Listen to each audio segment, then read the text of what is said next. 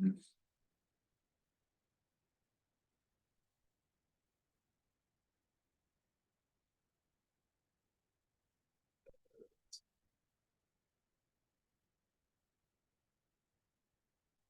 it is 8:30. Good morning, everybody.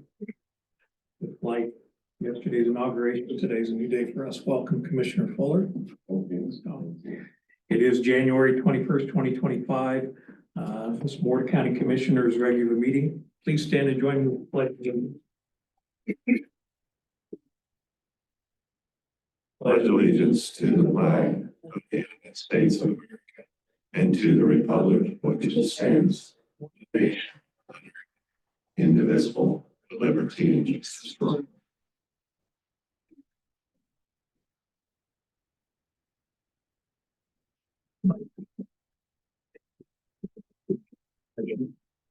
Yeah, just push that button. Those red lights. Do we have any additions or corrections to our agenda? Okay. And we'll note that County Administrator Robbie LaValle is away today at Denver for meetings. So, seeing nothing else for the agenda, it'll stand as approved. Constituent time. Anybody here would like to visit with commissioners? Mr. Anderson? Okay. Here it is, thank you. Lindsay, anybody online? No, sir. Thank you. That brings us to County Clerk, Terry Stevenson. I have the minutes from the January 7th, 2025, Board of County Commissioners regular meeting. Are there any additions, changes, or deletions? I have none. None. Not here. I also have the minutes for the January 15th, 2025 BOCC special meeting. Are there any changes, additions, or deletions on that? None here. None. Thank Very you. good. I also have your consideration of a liquor license renewal for a hotel and restaurant for Cheers Management, doing business as a Stonefly Cantina located at 7904 Shea Road in Austin. I've received all necessary documentations and fees for this renewal. I also contacted Sheriff Taylor and he has no issues. And therefore I would recommend the renewal of this application.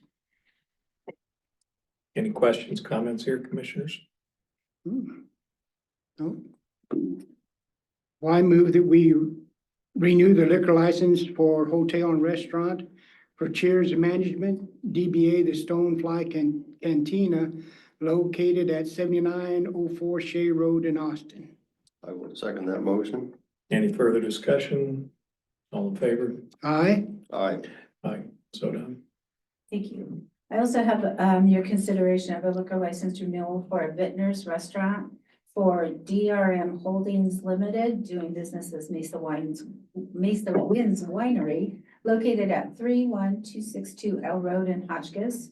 Again, I've received all necessary documentation fees and contacted Sheriff Taylor. There are no issues, therefore I would also recommend this renewal. Any questions, comments? I have none. I'll make a motion that we renew the liquor license for Vintners Restaurant for DRM Holdings Limited, DBA Mesa Winds Winery, located at 31262 L Road in Hotchkiss. I second that. Any further discussion? All in favor? Aye. Aye. No done. Thank you. Thank you, Terry. Mr. Gardner, you want to come up? This next part is for Planning Commission. Today we have potential to reappoint 2 members and appoint a new member to the Delta County Planning Commission. Would you like to introduce these folks and, or you want me to do it? Yes, please. Thank you. I don't have anything. Commissioners, today we have an application for District 2. Is that correct? District 2? District 2, yes. Okay. In your package, you'll see Mr. Enholm's application there. Reading through that, unless there's any other things you'd like to bring forward, it made my recommendation we approve Mr. Enholm. And is this a 3-year term? It would be a 3-year term. I'm sorry. Did Commissioner Fuller get an opportunity to interview and meet with? I did not. I was gone all week and I had not contacted him before that time, so I would kind of like to be able to visit with him. Yes. You and I had talked about the possibility of calling him in and calling him up or whatever. I'm sorry, it should just be Kate Darlington and Cindy Watson that are up for a renewal, a reappointment. We'll table this application till next week. Yeah, we'll get a hold of him. Very good. And then from District 3, we have a Cindy Watson and Kate Darlington for reappointment. It'd be my recommendation, we reappoint these two members. They've been doing a very good job. Well, I move that we reappoint Cindy Watson and Kate Darlington as planning commission members. I'll second that motion. Any other discussion? And again, this is a 3-year term. Correct. All in favor? Aye, Aye, so done. thank you. Next up this morning for the board's consideration is a discussion and possible change in speed limits for 3100 road. I'll turn this over to Scott and Tim.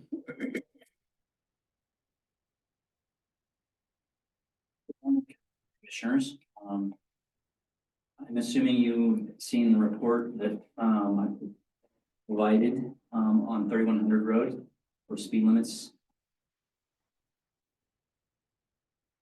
I would recommend changing the speed limit and segments on 3100 road. First segment is here. 1.82 miles, starting at Highway 92, going north on 3100 road. Section. The reasoning behind that segment reducing the speed is the number of driveways on that segment. If you lower the speed limit through that section, you're more in line with the stopping sight distance with the number of accesses on that road. And then when you get 1.82 miles is approximately at address 11778. And that's close to the point where 3100 is going downhill and then into some curves. So I would recommend reducing the speed limit to 35 through that curved area for 1.22 miles long, which would end up at about 12971 3100 road.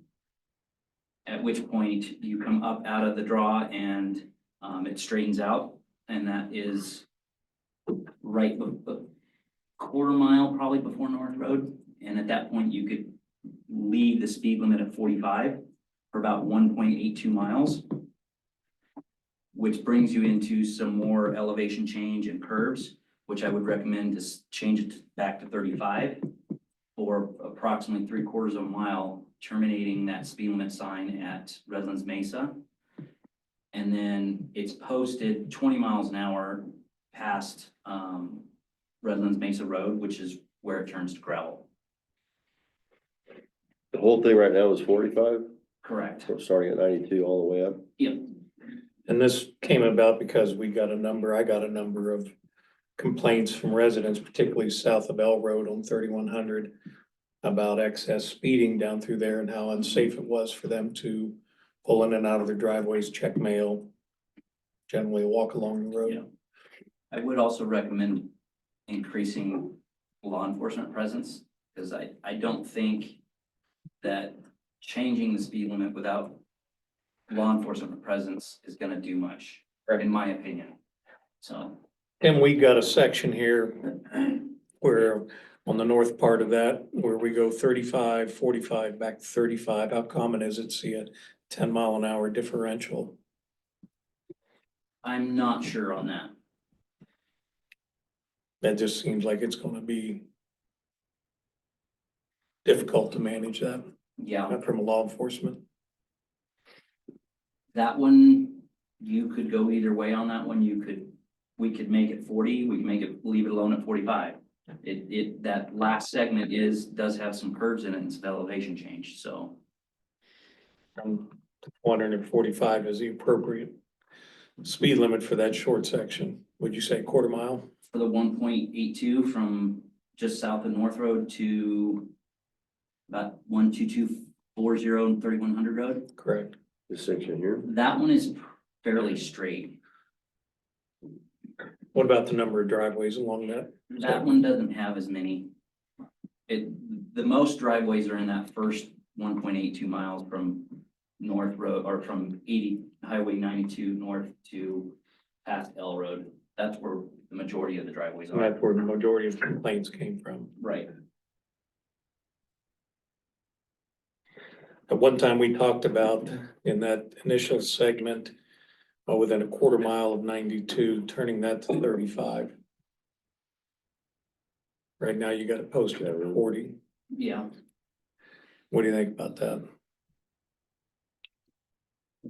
40 puts it in line with stopping site distances for the amount of driveways there. You could go 35. There again, it's my opinion that if you don't patrol it, it's not gonna do any good. We've got targeted patrols. So- They can't last forever. Right. Other questions, commissioners? well, I'm familiar with that piece from North Road down to here, where you're trying to go 35 in there. And I can see that because that's, that's a windy section. It's all downhill. It's a slow grade. But the grade is steeper once you get below that on your way to 92 when it straightens out. So Yeah. that's where, you take your foot off and you're gaining speed the whole time if you're not watching it. Yep. So I'm almost wondering if Wendell's idea is if we leave it at 40 all the way up to there, instead of switching it back to 35. I'm just trying to think of, there's a couple places where you'll have to slow down, but there's not a lot that would cause you to slow down. There's the curves just before it straightens out. There's the dip. And what else is there along there? Several driveways. So. I don't know, it seems to go from 40 to 35 and then back to 45 seems a little Yeah, problematic. managing that's gonna be, I think if we drop that whole section to 40. And then go back to 45 once you get, like you said, a quarter mile within North Road and go up. And then the other section, I think that's fine too, the 30, 35, but that very north piece at 35 miles an hour. You said that's because of elevation changes, There is some elevation and some curves in it. the sight distance on. Yeah.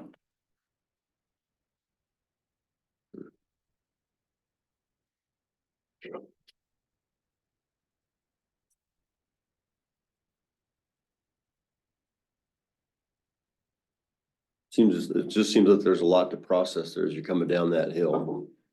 Which section am I in? Have 3 separate sections signed differently. Got it posted, you don't know if how fast or slow you're supposed to go. Posted And a this- lot. John Allen also looked at this, and this is pretty close to what he recommended. Yes. Him and I and Scott discussed it quite a bit. What about Sheriff Taylor and his staff? I did not discuss it with him. discussing with them either. Other than the speed survey that the sheriff's department did. Right. Well, we gotta do something. We're seeing speeds in excess of Yeah, 79 miles an hour. Max speeds. Yeah, That wasn't the average speed. The averages aren't too bad. But you do have people that are excessively speeding out there. here's an 82 as a max.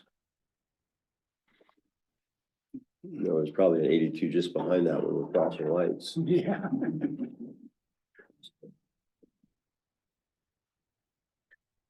I guess I'd be more in favor of just doing the 40 up to that point where it changes to 45.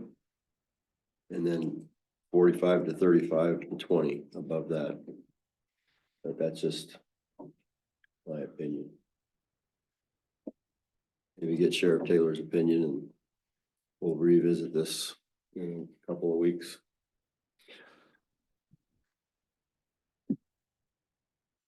I'd like to do 40 miles an hour from Highway 92 north to 12971. What do you think of that? And then from there north, we could do 45 and then drop to 35 at 12240.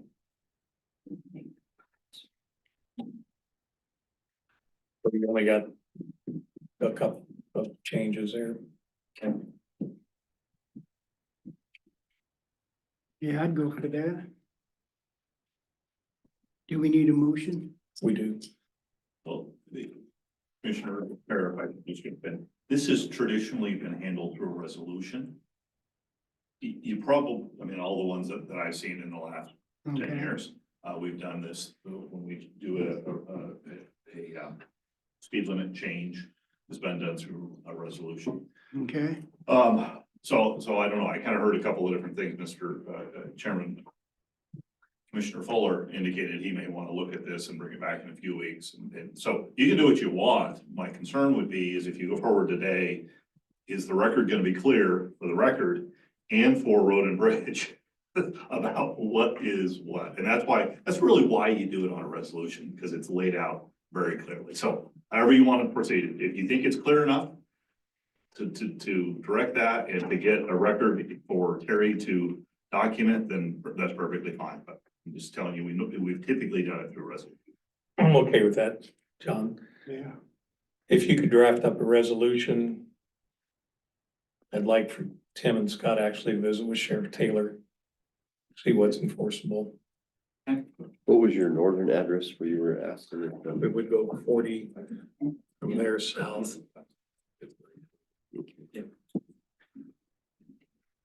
And then 45, Yeah, that's the way. and then 35. Gotcha. Okay. I'll get that.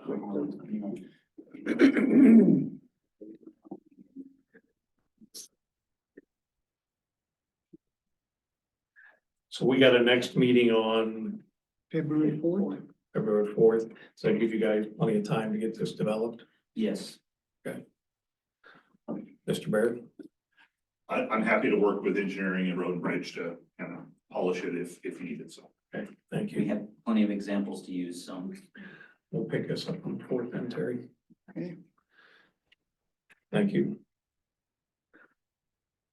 Next today for us is board consideration of change from the Delta County Health Department to Delta County Public Health. I'd invite Director Davis. Good morning. Good morning. Is that microphone on? It is now. Thank you. Good morning. Yes, in front of you, you have a resolution to change officially Delta County Health Department to Delta County Public Health. During our November meeting, the Board of Health met and agreed to go forward with that change. Public health is more what we do as a field of study. I am the Public Health Director. Would make sense to have it Delta County Public Health. After speaking with the council, he suggested that I come to the Board of Commissioners for a resolution, which is spelled out in front of you. Do you have any questions for me? You get a lot of phone calls that think you're Delta County. We do, Hospital. because the hospital, Delta Health, is so close to Delta Health Department. We do get calls throughout the day, at least a couple of times a week, thinking that they're calling the hospital. So I think that that would also help clarify who we are in the division. Okay.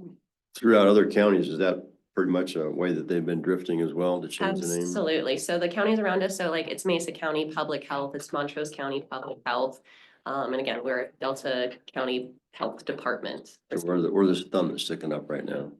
Mhm. What's that? We're the thumb that's sticking Oh, up right now, yes. so to speak. Yeah, so to speak. What would it take to actually change all the signage if we go forward with this? The cost is minimal. Most of what we do is electronic. Even our letterhead at this point is what we send out. The staff has been instructed that when this resolution is, if it's adopted, that we won't buy anything new until everything that we have is used. But like I said, the majority of what we have is electronic that can be changed on the computer. Signage wise, is we do have a sign outside that is an acrylic sign that can be very easily, it's like a glorified sticker. And put public health instead of health department, and then our door sticker. Other questions, commissioners? Is there any signage on any vehicles that we have to change or? There is signage on some vehicles. I think it says public or Delta One County. says environmental health and the rest of them just say. Say Delta County, correct. Okay. Do you have the resolution for us to sign? Okay. I can get the sign changed outside too, if you decide to do that. Pretty easy. You might wait till it warms up, but Yeah. You're talking about the acrylic signs that with the, Yeah, there's a big sign that says. Number 4, for me. We'll put them out there in his galoshes. Well, I move that we approve this name change, resolution number 2025R-4, a resolution to change the name of Delta County Health Department to Delta County Public Health. I will second that motion. any further discussion, commissioners? All in favor? Aye. Aye, Aye, so done. Thank you. that was easy. Thank you, Jackie. Thank you. Is there an easy button we can push once in a while? This Yeah, you is, just did. this is the 21st, right?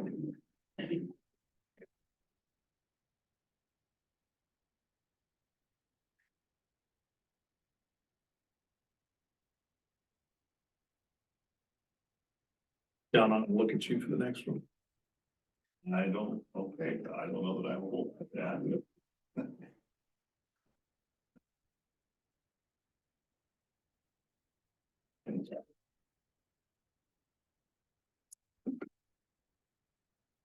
Next today, we have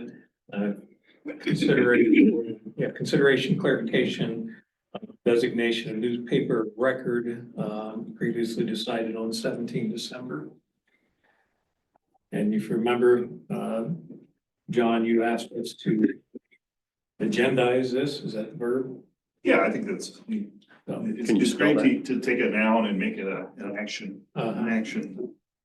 verb there, so, yes. Commissioner Fuller, benefit, can we do a little history on this? History Just how we got to today. Well, there was some discussion amongst administration and, some commissioners going back 10 months, probably, maybe almost a year, about the need to issue a RFQ for newspaper of record because there was a publication, well, I mean, it's part of the record here that the High Country Spotlight had indicated that they had reached status to get into that, the statutory status to be the newspaper record. And again, I'm not getting hung up on exact terms because the terms get a little odd here. So there was a ad hoc committee that was formed amongst some staff, county staff, who put in a lot of work and did a great job, in my estimation, and published a RFQ a while back. I don't remember exactly where it is. I don't have it in front of me.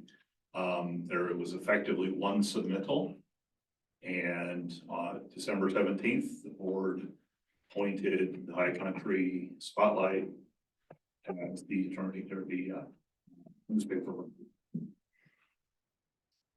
And it's come to light since then, one, the High Country Shopper wasn't clear on some of the charges for public notices. And also came to light that the email addresses and notification to the Delta County Independent Montrose Press was inadequate. So it's come before the board again. Last time we met as a board, we were in favor of republishing this RFQ. One, to get the appropriate costs from High Country Spotlight and also give Delta County Independent fair notification. Is that still the will of the board? Yes. Has the RFQ been drafted? Are we going It's already been published once, so it would only have to be slightly modified if hardly at all. So I guess the short answer is yes, but I don't know what you're at. Okay, have we got information back from the Spotlight and the DCI as far as the RFQ concerning the So new pricing? Cause the the High Country Spotlight / Shopper, it's the same organization. Submitted a bid, and then they submitted a clarification, I guess. I don't know exactly what I would Okay. characterize that. The DCI did not bid on the RFQ that was published in November. so, but we're gonna put out a new RFQ? I don't know, that's up to the board. That's what we're talking about That's what today. you're talking about. Okay, It came that the notification to the DCI went to an email address that didn't adequately address. well, I'm in favor of reposting it and redoing the RFQ. Yeah, I wouldn't have any problem with that. You know, I think it was brought up at the meeting where this was discussed that, you know, where do people historically go to find this kind of stuff? If you're looking for it, you know, would you be prone to look somewhere new or different than what you've always looked for? And I think that's kind of what brought this back, wasn't it? That historically we've been with the DCI and Yes, and then the clarification of the pricing from the Spotlight, and so need a motion on this? Hang on just a second. Is there anything else that we need to enter for the record here on this? We'll make sure we do this right this time. Well, Kelly, Lindsay, John, anything? I won't add anything else at this point. I don't know that I can comment about if there's anything else, because I'm not positive exactly what the board is gonna do. If you're going to make a motion to republish, then make a motion to republish, and I don't have anything I else. to say. suspect that's what's gonna end up, but yeah. Okay. so as of today, the newspaper of record is the Spotlight, is it not? Mhm. Because that was done. So this is a reconsideration of that Correct. decision. Well, is it? Is it? Or is the board directing staff, directing administration to repost and bring it back after a new RFQ? I think you need to clarify what you're doing. That's, Do you understand the difference? Mike, you're looking at me like you don't quite understand what I just said. Yeah, I understand that the motion should include a new RFQ for the paper of record for Delta County. And that's fine, that's fine. so what's the will of the board today? Well, I move that we publish a new RFQ for the Delta County paper of record, and hopefully all the emails and notifications go to the proper authorities. I'll second that motion. Any further discussion, commissioners? Hearing none? Aye. Aye. Aye. Okay. John, when you guys redevelop the RFQ, could you make sure I'm copied in? I will let the committee know that. Thank you. I know it's more work, folks, but we need to do it right. Next up, we have ratification of warrants.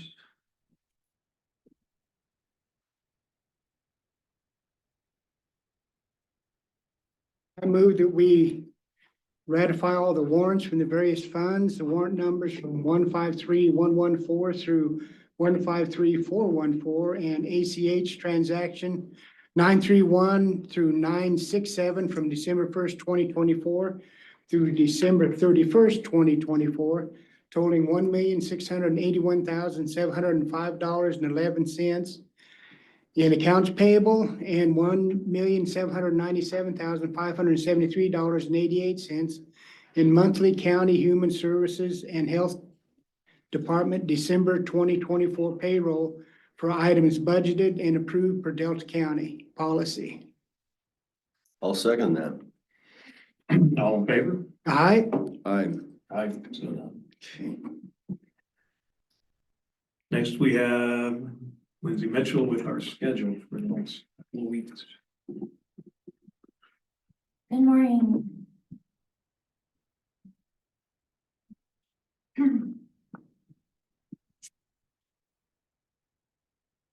Commissioner Fuller, welcome to the board. We're Thank now you. officially on the schedule. Today after this meeting, we have scheduled a 1:30 to 3:30 work session with Road and Bridge. Later this afternoon, 3:30 to 5, Board of Health, 560 Dodge Street. That's you too. Board of Health, You're on board. 3:30. 3:30 to 5. I can make sure that's on the calendar. Wednesday, January 22nd, 10 to noon, we have the Fire AOP Annual Operating Plan Meeting in the Montrose Event Center. Who's going to that one? Chris? Chris. Good enough. Guys, Keep going. me probably. I'm not sure. I will get back to you on that. Wednesday, January 22nd, 11 to 2, UVWUA Task Force Meeting number 9. That's a hybrid meeting. That's Wednesday, me. That's mine. Wednesday, January 22nd, 4:30 to 6. This is a community meeting. This is a CDOT Highway 92 open house at Heritage Hall at the Fairgrounds. Welcome all the public to attend. Open house again. That is January 22nd, 4:30 to 6.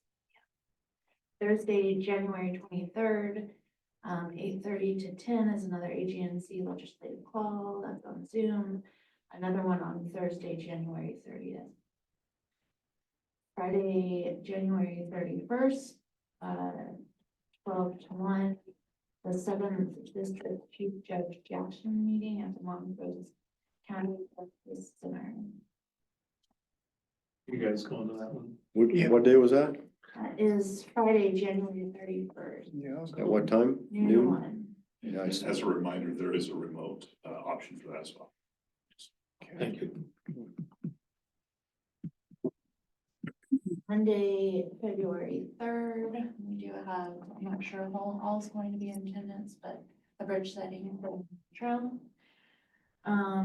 Then Tuesday, February 4th, 8:30 to noon, we have another BOCC, Board of County Commissioners here at 560 Dodge. How come that one doesn't show up on this calendar? Just because it's known? Pardon, which On the- calendar is it?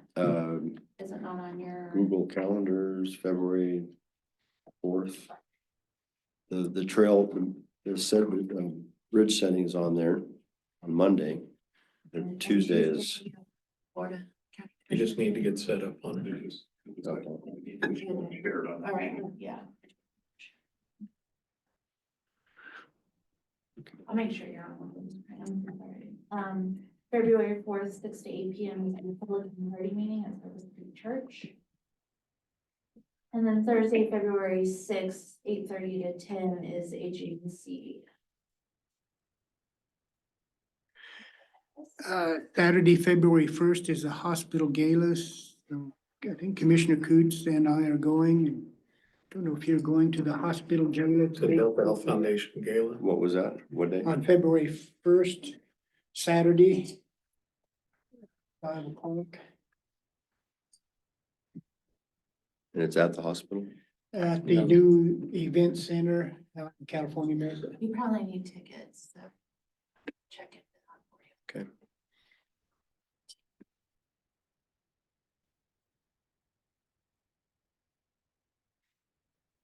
And those are individually purchased. Hospital Gaelic is called Yeah, Tuxedo. no, it's, Suit and tie. what's the theme, Lindsay? Is it Kentucky Kentucky Derby. Derby? Yeah. I gotta come on a horse. We'll provide you a stick horse.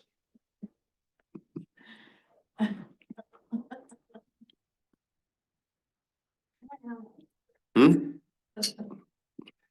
I've also got on the 27th at 3:30 1 Delta, is that correct? Yeah, but I think you're, are you the only? I think so. And then from the 29th through the 31st, I'll be at Water Congress and then CCI.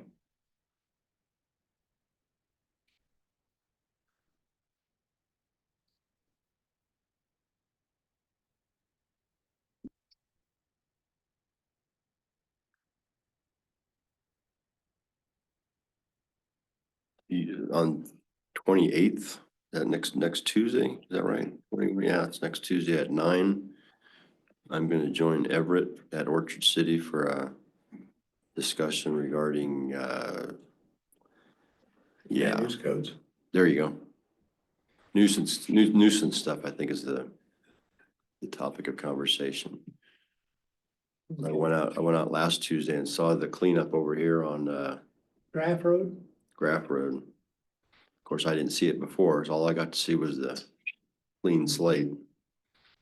But Holly from Orchard City's requested that Everett come up and kind of line out how that went about and all the steps necessary to get to that point, because I think she's got a couple projects in mind up there.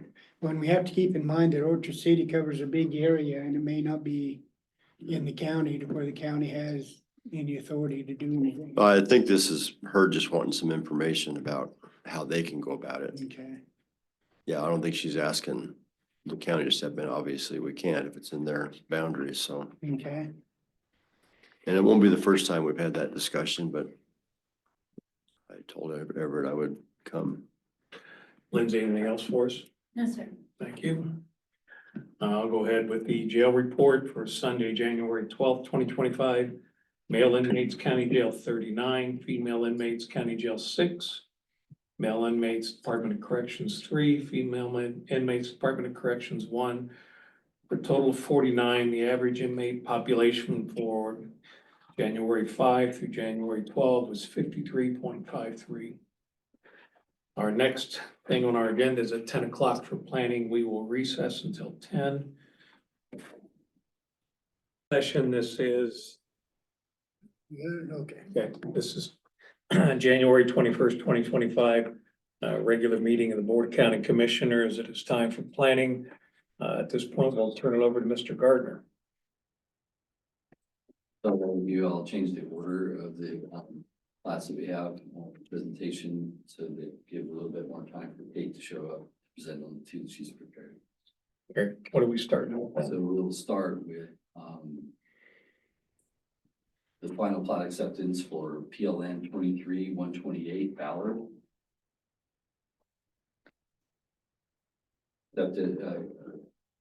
Acceptance of final plat for a 4-lot clustered subdivision in the A20 zoning district. Property is located on the east side of 2100 Road.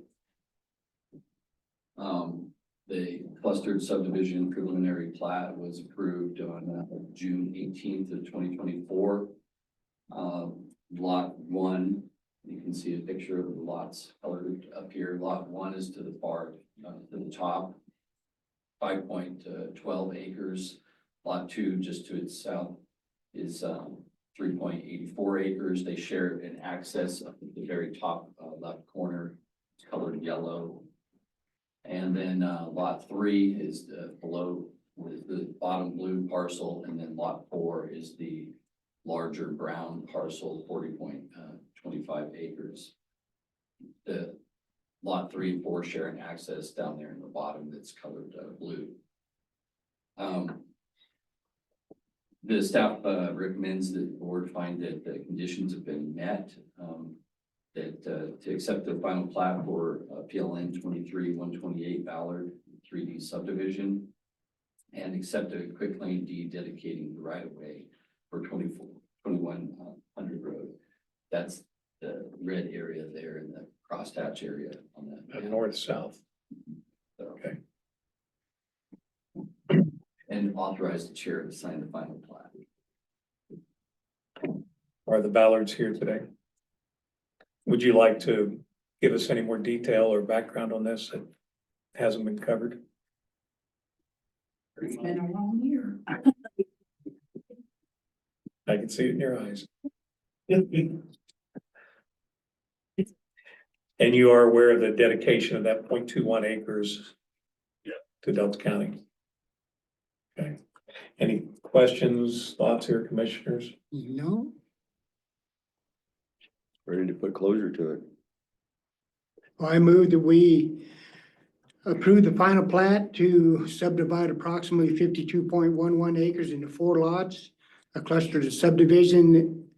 The property is located at the east side of 2100 Road in Delta, parcel number 345525302003, and authorize the chair to sign the plat. I will second your motion. Any other? All in favor? Aye. Aye. Aye, so done. Is that plat ready to be signed? The plat is not ready to be signed. We're asking for the authorization to sign. Quitclaim deeds are. Okay, we'll get with you after this. Thank you. Next is,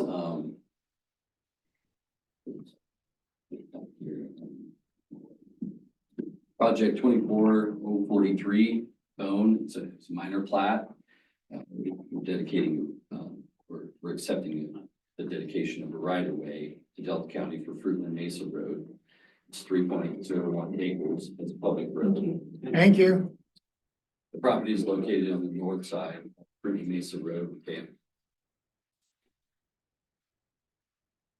The crosshatched red area there on the map showing is the area for the right-of-way dedication. And so that is it. So as such, staff recommends that the Board of County Commissioners accept the dedication of the right-of-way of Fruitland Mesa Road, 3.1 acres, 01 acres, and authorize the board to sign the final plat. We do have the final plat for that. Or is anybody representing the Bones here? No. Questions, comments, commissioners? So this is just the dedication for the right of way? There's no property adjustments of any kind? Or is that all part of the upper part there that I'm not seeing? This was a minor plat, which is an administrative review, and it was, it's completed. There's been a memorandum of understanding. It's been for approval. It's been issued. This is just for the right-of-way dedication. Okay. I'll make a motion that we accept the dedication of the right of way to Delta County for Fruitland Mesa Road, totaling 3.01 acres as a public road. The property is located on the north side of Fruitland Mesa Road in Crawford, parcel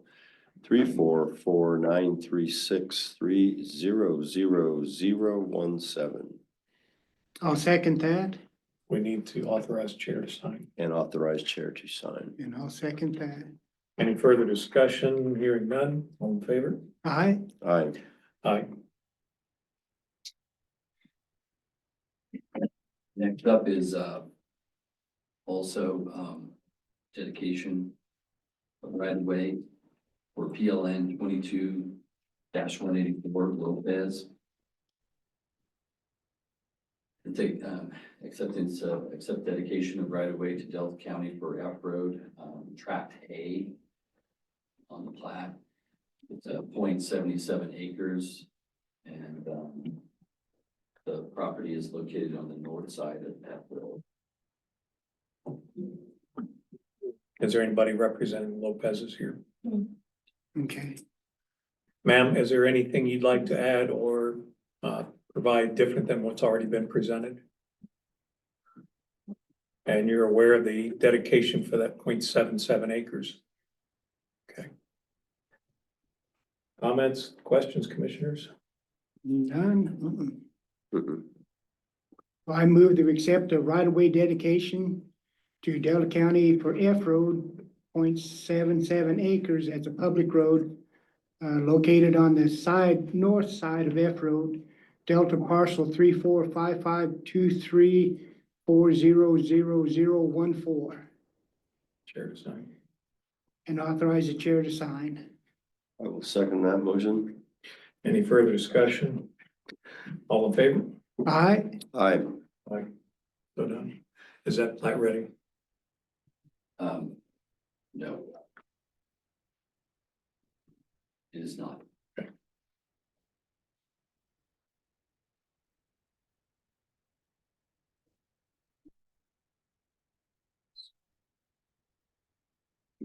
So I'll do this last one. This one's a little more involved.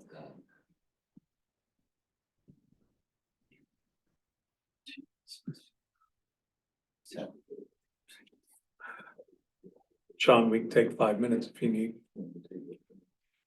we can take 5 minutes, that'd be fine. I'll give you a little time to read over it. Okay, Recess for 5. we're gonna recess for 5 minutes. For the last one here. All right. Final project is PLN 23-016 Esparza. It's consider a conditional use permit for salvage yard. The property is located on the north side of F Road. This application for a conditional use permit for a salvage yard was a code compliance case that and the required mitigation. This is the mitigation response is the conditional use permit. An advisory notice was sent back on January 10th, 2023, citing the accumulation of junk and rubbish and outdoor junk storage. Mitigation agreement was signed by the applicant in June 3rd, 2021, indicating that they agreed to a phased mitigation plan to bring the property into compliance. So obtaining approval of a conditional use permit would replace the mitigation agreement, resolving the code compliance case. So that's the context of the situation for this conditional use permit. I will go through the conditions of approval that the staff is recommending. They are the same that was recommended to their planning commission. The planning commission did have some objection to some of the conditions, and I'll go through that after I cite the conditions of approval. The conditions of approval are as stated. PLN 2316 is approved for operating a salvage yard with no more than 30 cars at a time being stored at the property located at 20463 F Road. Operations shall be in accordance with the approved plans and supplemental documentation to the satisfaction of the Director of Community Development, including but not limited to application packet, business plans, and site plans. Any significant modification shall require an amendment to be considered by the Planning Commission and the Board of County Commissioners. Condition 2, plants identified through the Colorado Noxious Weed Act and the Delta County Noxious Weed List as undesirable and designated for management within the county shall be removed. Condition 3, operations shall take place on the property from 8 a.m. to 4 p.m. Monday through Friday throughout the year. Condition 4, the operation shall not exceed noise thresholds set by statute 2512-103. Maximum permissible noise levels, which limits industrial use to a sound level of 80 decibels. Good think of the word what dB represented. At 25 feet from the property boundary during the hours of 7 a.m. to 7 p.m. And condition 5, if at any point the use of or volume of this access effort changes, a new county access permit will be required before operations can continue. At the Planning Commission meeting, there was much discussion about this, but at the end of the discussion, Commissioner Queen motioned that they approve the application with condition 1 only and remove all others. Basically, they just saw all the other conditions as onerous and, but many of them come from state statute or from ordinances within the county, so they were applicable to salvage yards and we applied them and such. But the motion was seconded and Commissioner Merrick argues that the other conditions are state statute, with the traffic condition being reasonable. The PC asked, again, why staff included the conditions that are mentioned by the state statute. The staff again explained that the reasoning behind including them, as they have on all other conditional use permits previously approved. So the PC eventually voted 3-2 with one member abstaining, and the motion was passed. And again, their motion was to find that the PLN 2316 Esparza complies with 2021 land use code for a salvage yard requiring a conditional use permit, and to approve conditional use permit for a salvage yard located at this address, subject to just one condition. But staff is recommending that all 5 conditions be applied. That is it. So with that, staff recommends that, sorry.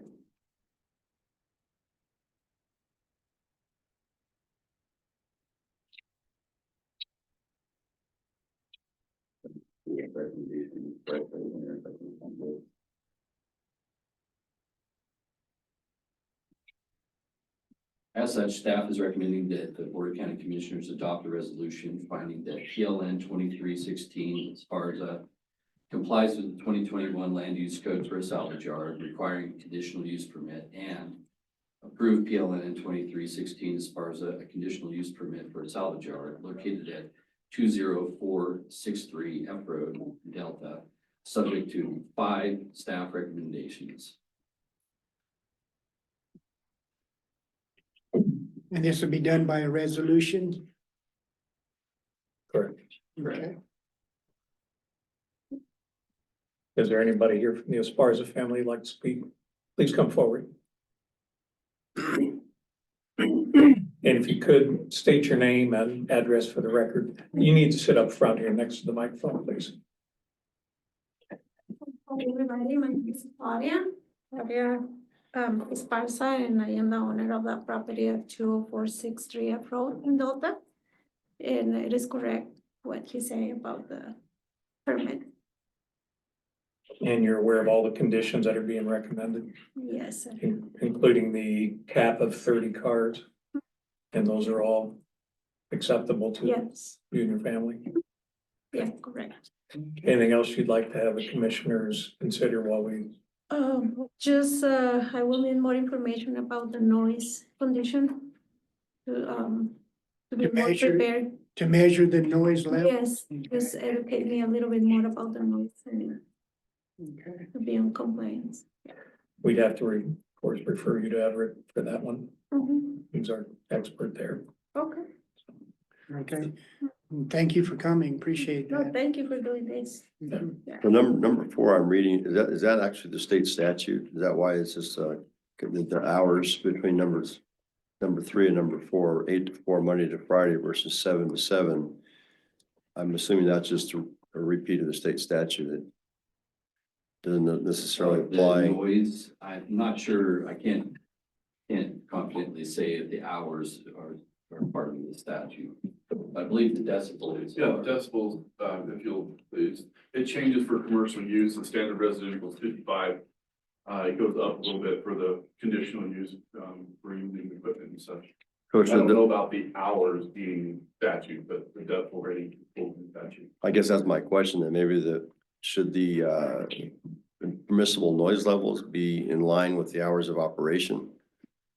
It almost sounds like we can go ahead and work beyond 4 PM as long as we don't exceed that decibel level. But yet number 3 says operations have to stop at 4. So it's kind of in my mind, it's a little confusing. Commissioner, on a quick look, it does look like Our revised statute 25-12-103 does reference 7 AM to 7 PM. Okay, that's just a reference to the state statute. So the number 3 would override those hours. Hours of operation have been Yeah. set by the county. Okay, Well, not necessarily. The board can make it either if they want to. Yeah. You could say 8 hours of operation or whatever it says, 8 to 4, or whatever it says. But then you could make it tighter, more restrictive if you choose to do that. I guess that's what I'm thinking. If we're gonna restrict them to 8 to 4, Monday to Friday, then the noise should stop at 4 PM and not start before 8 AM. And does that make any sense to anybody else? Yeah, You see what I'm trying to say is just that it's like an additional 4 hours that the noise level would not be an issue. But yet we're restricting your operations from 8 AM to 4 PM. But the state law is saying that noise level is allowed from 7 AM to 7 PM, yet we're not allowing you to operate past 4. So do we need to adjust those times to match? Is that what you're recommending, Commissioner? Yes, that's what I'm recommending Okay. in a long roundabout way. Recommending that condition 3 be amplified from 7 AM to 7 PM then? No, I'm thinking the other way around. I'm thinking number 4 should be changed from 8 AM to 4 PM. And we still fall within the 7 AM to 7 PM statute that regardless of the other operation, hours of operations. So I'd like to change that from 8 AM to 4 PM to match number 3. Mrs. Esparza, does that make sense to you? Yeah. Okay. Everett, do you have anything else to add to this discussion for us? Hang on. Everett, do you have anything else to? No, it is a unique kind of operation where it's not a.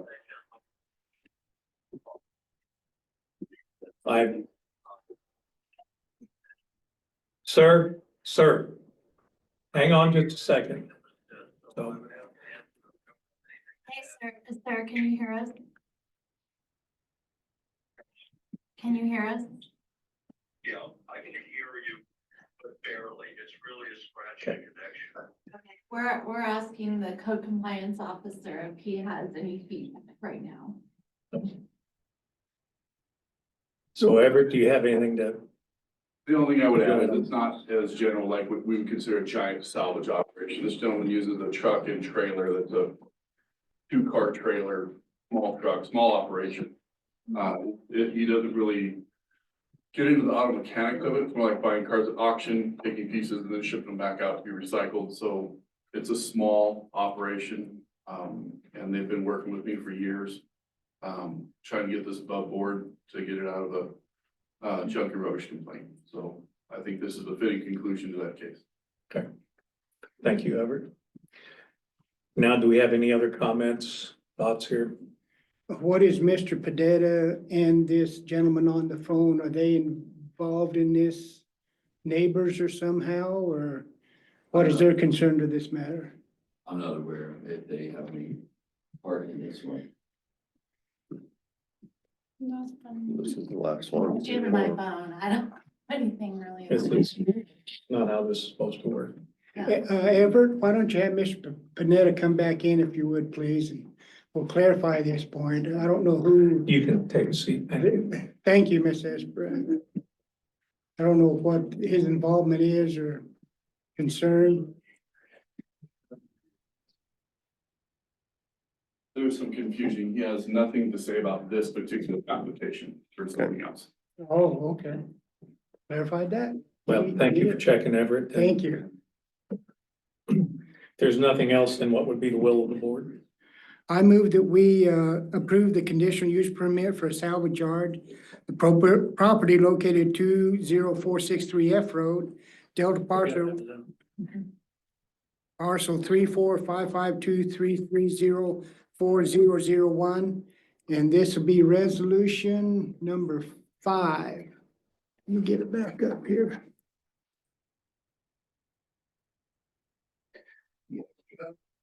Unlock the resolution. Looking for the there it is. Resolution of the Board of County Commissioner, Delta County, State of Colorado, resolution number 2025 R-5. Resolution approving a conditional use permit to operate a salvage yard in the A20 zoning district located at 20463 F Road in Delta. Chairman, you might reference that the condition number 4 is modified 8 a.m. to 4 p.m. If that's in fact what you want to do, but it sounds like that's what. And the condition number 4 will be modified to be from 8 a.m. to 4 p.m. I will second that motion with that change. Any further discussion? All in favor? Aye. Aye. Aye. Aye. So done. Good luck with your new business. Keep tearing those cars apart, recycling them. Good for you. Thank you for working with Delta County in this. Thank you. That concludes the planning session. Thank you, Sean. Appreciate you working through that with us. I'll stop down here in a bit. Yep. We're a little bit late, but 10:30 is Human Services. We welcome Annie Gallegos and her staff.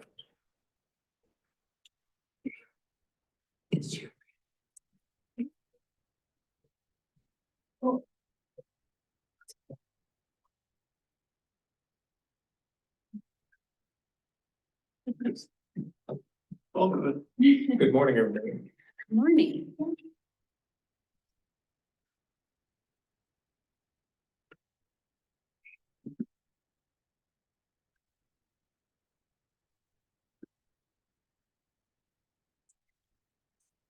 This, and I'm just not sure that this is, I don't know what that is. yeah, well, let me just check.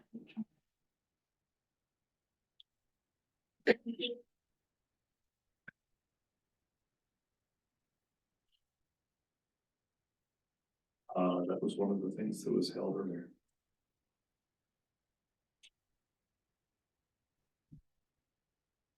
This is already. This is-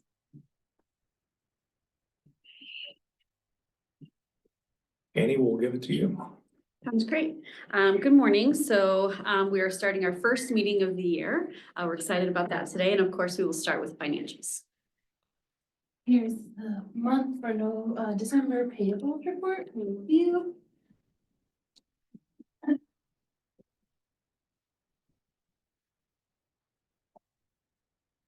Any questions on payables for December?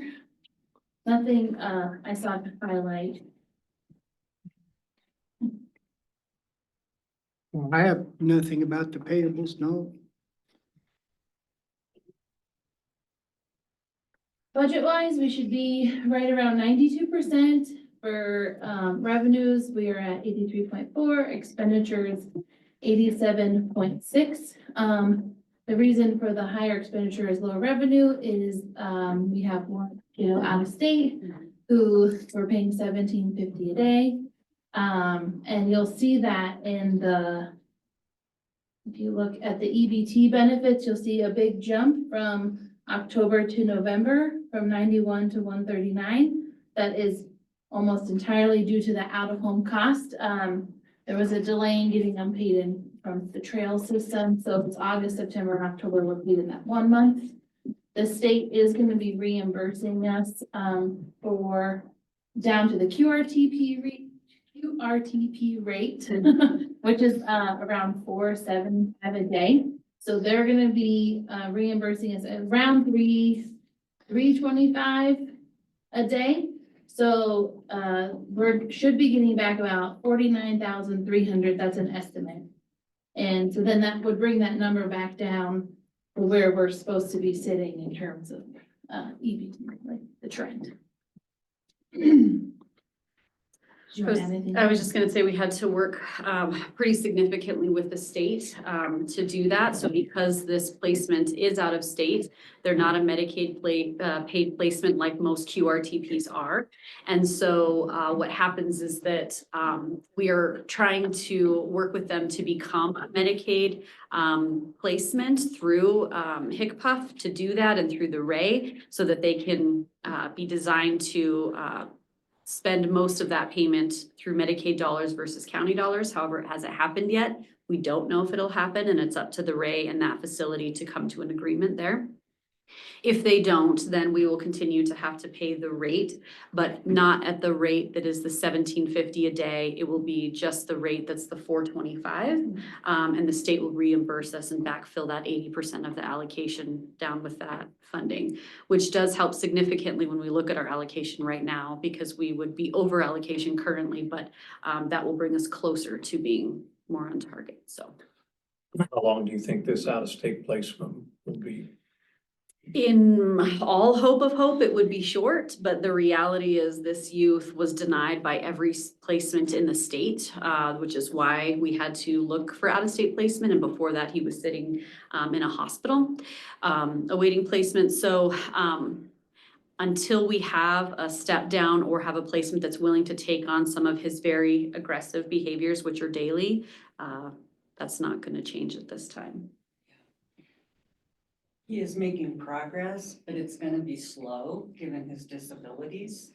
My best guess is minimum of 6 more months until we get to a place where we can even look for an in-state placement that would accept him.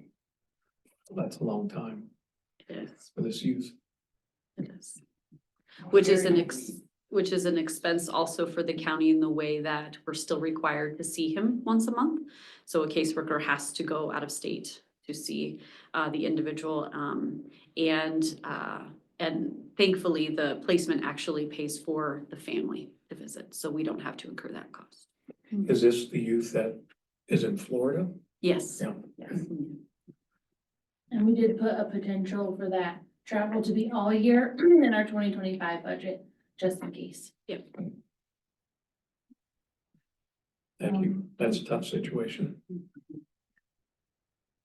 Are there any other questions on the financial part? I have none. Do you understand the spreadsheet? What she's saying, 92%? As far as year to date, or? Yeah. I'm muddling through it, yeah. Okay. Don't be afraid to ask Nicole questions. She's got a great handle on this. Okay. He does, and I think we're planning on our session and going through human services to go through all these things, because they look really scary at first. That would be Lots of helpful. numbers. When are we meeting? The book of acronyms, That's an hour. and you'll give him the book of acronyms. Oh my God, yeah, it's long. Give it to me chapter by chapter. I did have a little leap update. So we are, as of this time, this year compared to last year, we are 24% down in the amount of denials, but we are 11% down in total applications. So right now we have 1,186 records total. 171 of those are denials, 938 are approved. Last year at this time, we were at 1,050 approved. So we do deal with smaller numbers, so the percent looks big, but not that bad. The state thinks that it's due to the weather being colder last year in December time versus this year it's warmer. Not now, but this month, I think I would be surprised if we don't see an uptick in applications. The amount of denials is mostly due to not providing documentation. So out of the 171, 34 and 110 just failed to provide their income or failed to provide other documentation required for the application. And so far, about $210,000 have been paid in leave benefits just to our county. You think there'll be an uptick now in January, February? I think so. That's where we had an uptick last year too, but I'll keep an eye. We also plan to put a LEAP ad to make sure we're using those outreach funds in the papers. So people know that that program's out there. Okay. And Nicole, those that covers not only heating expenses, but also repairs if needed, right? Emergency with other stipulations, yeah, they just have to meet all the requirements. Okay. Any other questions on the financials? No, Thank you, Nicole. Thank you. So we'll move next to self-sufficiency programs. Just wanted to give an update on CCAP. So we did have a meeting on Thursday with the Department of Early Childhood to get their final projections or actual projections regarding the provider rate increase. So the plan is that provider rate increase will go in 3-year increments. And as you can imagine, there are several counties that were projected to overspend that had no intention of ever overspending previously. And so there has been a lot of attention to that. 9 News and 7 News in Denver just did 2 stories this last week regarding the information that is being received by counties and the concern for funding support. So originally they had anticipated that we would potentially need around 10 to 12 million in order for the provider rates to be supplemented. We projected an increase of 33 million with all rules when you count in the next 3 years. And so they did receive a $10 million budget change from the governor's budget currently. However, the projections now with the provider rate increases that they were able to balance over the last 3 months, they are still projected another $17 million to be overspent as a state. There are 14 counties that will overspend. We are not there. In this first year of provider rate increases, we will be okay and still under our allocation, but that does not mean it will stay for year 2 and year 3. So we are advocating for our large counties and small and mediums to receive some assistance as well, and still trying to communicate on a state level of the advocacy and the need for this budget, because it will affect counties as a whole. So that's the most latest update from the numbers, but we still don't see a guarantee that that funding will be provided. Annie, how close are we on the overspend? So we Year will one. be, so year 1, I think we have, our allocation is about 900,000 and we will spend, I think it's like 500 to 600,000 over this year with provider increase rates. So we will be still significantly under, which may mean balance of state counties may see some of that in closeout, but most closeout for childcare happens through the backup of TANF.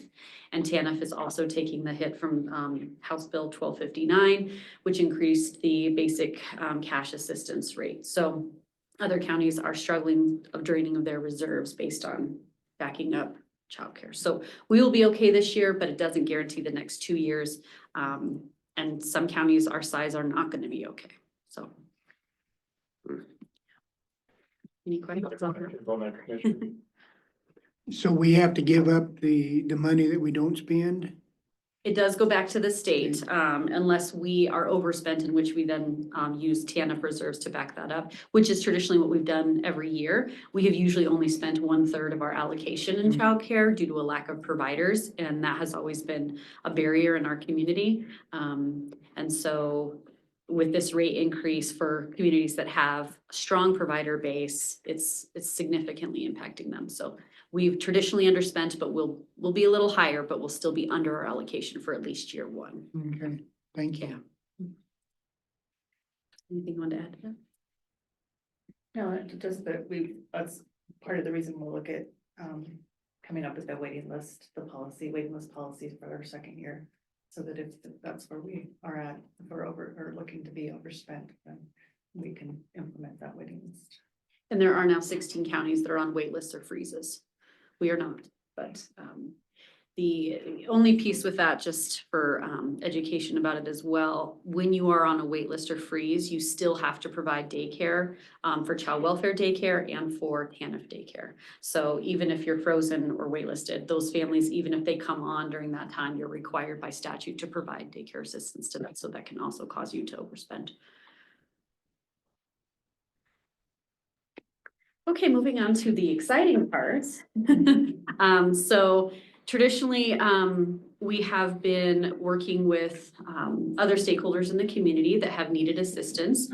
And we have provided some of that assistance out of our TANF reserves.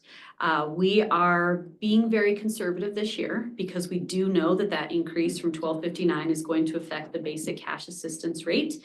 And so our allocation should be okay with the way that we're projected with numbers as well as our reserves, but we're still being thoughtful that if any of these things change and all of a sudden our caseload doubled in TANF, we would need to have those funds available for those families. So we do get approached by community partners for support for their prevention programs. And one of them that we have traditionally funded over, gosh, I want to say 10 years maybe, if not longer, yeah, is the backpack program. So we have used $30,000 out of our TANF reserves to fund them every year to supply their backpack totes and case management and support for families in the community in all of Delta County. So we have that contract today if the board would like to approve that for the $30,000 support for backpack program. How much will that leave in reserve then, Annie? So our cap is at 380,000. Currently, we have not spent any out of reserves. So we'll still be within our allocation and still have plenty because the reserves, so for any type of declaration of emergency for any type of like a wildfire flood, those are also the reserves that the county would be able to have access to and use to support county function during emergency planning. And so that's why we're being pretty conservative about when we're meeting with those individuals of what actually is needed out of those funds and to make sure that we have enough to cover those funds and for any emergencies as well. So we should be okay. Any other questions for Annie regarding this request? Just MOU. Well, backpack program is a good program. We've used it over the years, a few years back, but the kids always loved it. Those totes are so much fun for families. So It's almost like a birthday present. it is, yeah. And they're also available to childcare providers, so they can check those out too, to use with their childcare children that they have, so. Yep. It's not just parents. And some of the kids don't have anything to begin with, and so now that's theirs. It's something that they have. And they get a new one every month and the interactive. And I think there's a lot of instructions on there that I think are valuable for parents that don't necessarily always know how to play with their child, which sounds weird, right? But there are parents that may not understand what that play could look like and how that play impacts their learning long term. So it really does provide instructions for a play that you didn't even think you knew that you could do. So. Okay. So Delta County's portion is 30,000. What's the school district's portion? Their budget is 115,000, I believe, and they are funded by the school district and 2 other grants and then us. So I think it's 2 others in their budget. Because they submitted a budget to us as part of that, because we also then have to, when we go to the state to authorize this contract, if they want to have any questions or anything like that, they look at those pieces as well. You want to make a motion? I agree with that. Now it has me as chair. We'll need to change that. Okay. So we can actually, if you want, I can send another one to you, Terry, and just change that piece of it if that works. I think that was probably from last year. Okay. Well, I move that we approve the memorandum of understanding for Colorado Works Temporary Assistance for Needy Families Supportive Services Program. The duration is February 1st, 2025 through April 30th, 2025 in the amount of $30,000. We'll second that motion. Any further discussion? Hearing none. Aye. Aye. Aye. Okay. Great.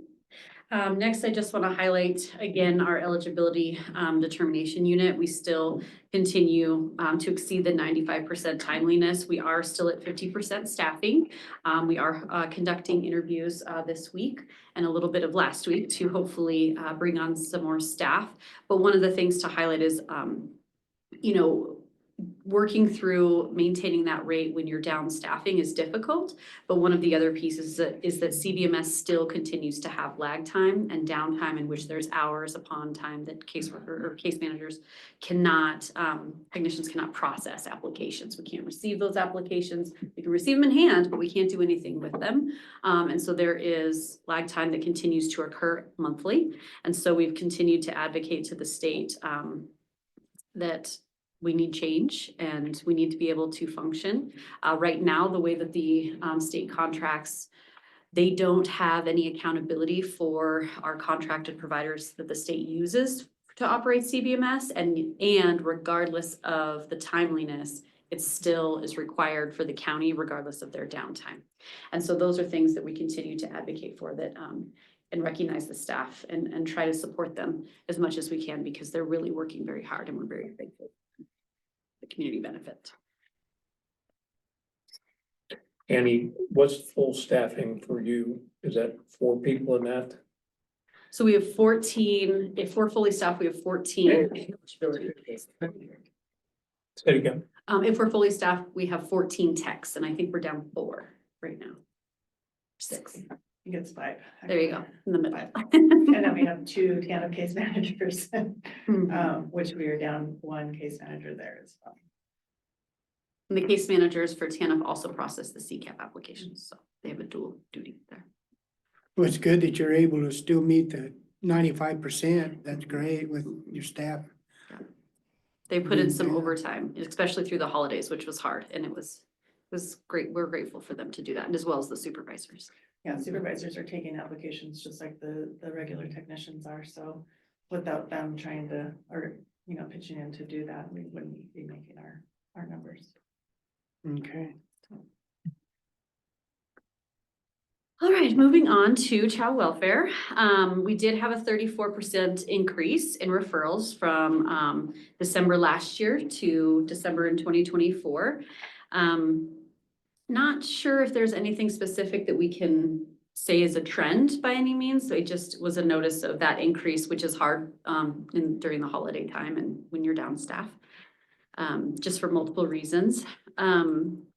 Lynette did work really well with stakeholders and community members to contribute to Christmas gifts for children on our caseload, and then even children in the community that aren't on our caseload. So we were able to provide that. She did partner with Project 127, who came into our green room area and allowed for foster and kinship families to come and pick up gifts. And then after they had done that, then any, you know, kind of community member or need for a kiddo was met, providing those gifts as well. So we thank their support. We are anticipating still that the CDHS, Colorado Department of Human Services, will cut the core funding, $3.4 million as a state, which they attribute to being traditionally underspent. But that's not the case for a lot of small and medium counties who rely on core funding because we don't have a lot of Medicaid providers in the community. So we are hopeful that with HCPF's ACC 3.0, which is where they are going through a process of designing equitable services across the state and improving their service delivery and access to what those services are to be Medicaid billable. In July of this next year, they will be accepting therapeutic mentoring. So in the past, any mentoring that we provided through our core program was only funded through core. And so that takes up a significant portion of our budget because we do have a lot of children and youth working with mentors. However, all of that will be allowed to be billed towards Medicaid, which will allow a lot of freedom within our core budget, hopefully in this next year, to be able to move and advocate for more therapeutic services. So we're hoping that HCPF continues to make those options available for families and that families can access that without being system involved. So that's hopefully in a prevention way, families can get advocacy and services as well. Annie, what's a therapeutic mentoring? So mentoring right now occurs with an individual and the youth, but therapeutic mentoring only requires that the mentor has a monthly clinician or a therapeutic element where they are overseen by a clinician. And so they basically will discuss the youth that they have on their caseload, where they're planning on building more natural supports for that youth, what a treatment plan looks like for that youth, where do they need to develop those skills, right? Do we need to look at financial pieces and budgeting? Do we need to look at behavior modifications? Do we need to look at peer support and healthy relationships? So all those different areas that they identify that that youth may need, they will just have clinical oversight to that versus it being more just a one-on-one with the youth. So we're hoping that that will actually also influence the ability for those youth to be more successful as they transition into adulthood as well, because there's much more of a strategic and structured plan to that service. And is there a gap then between now and July? There is. So right now, it's traditionally been provided the same way that it is. And I do advocate that I think our providers are doing a great job and have done well. It'll just be interesting to see with that push and that clinical oversight, what outcomes will be more successful for youth. So. Yes. Other questions on that, commissioners? Thank you, Annie. Anything you want to add, Rochelle? We currently have 3 staff out on leave. And 2 of them are assessment, so assessment with that 34% increase is definitely feeling the stretch. But they are keeping their stats up, the morale is still good, and they're working really hard, even despite those 2 egregious incidents. The increase in adult protecting referrals, we talked about child and didn't really see, but what is affecting the adults referrals, you think? Traditionally, we've seen cold weather. So sometimes it's the homeless population and those individuals who choose also not to access the shelters or access services. And so then they are seen in the community more as versus as they're seen in summer versus seeing them in winter. We get more referrals for that sometimes as well. And we're seeing a lot of medical self-neglect and medical caretaker neglect recently. We traditionally tend to trend with the state when it comes to the types of referrals. We align with the state well in that I would say about 65% is what the state reports, and what we report in self-neglect is primarily the mistreatment category. So self-neglect, not like they just stop taking their medications and just choose to Yes. look the other way. Yeah, or caring for themselves, hygiene, medication, refusing to access services that they know that they need. And so our determination from there is, are they making that decision of their own free will? And that's the choice they want to make in their life, regardless of what we think about it. Or are they making that decision because there's something cognitively impacting them, their ability to make that decision? And would they normally make that decision outside of the cognitive effect? So that's the determination we need to make. Is it sometimes somebody else helping them make bad decisions also? Yes, yep, that can happen as well. Especially if there's finances tied to that. Right. Mhm. We're seeing that. What I see is an increase in financial exploitation. Romance scams and just outright family members or friends accessing their finances and misusing it.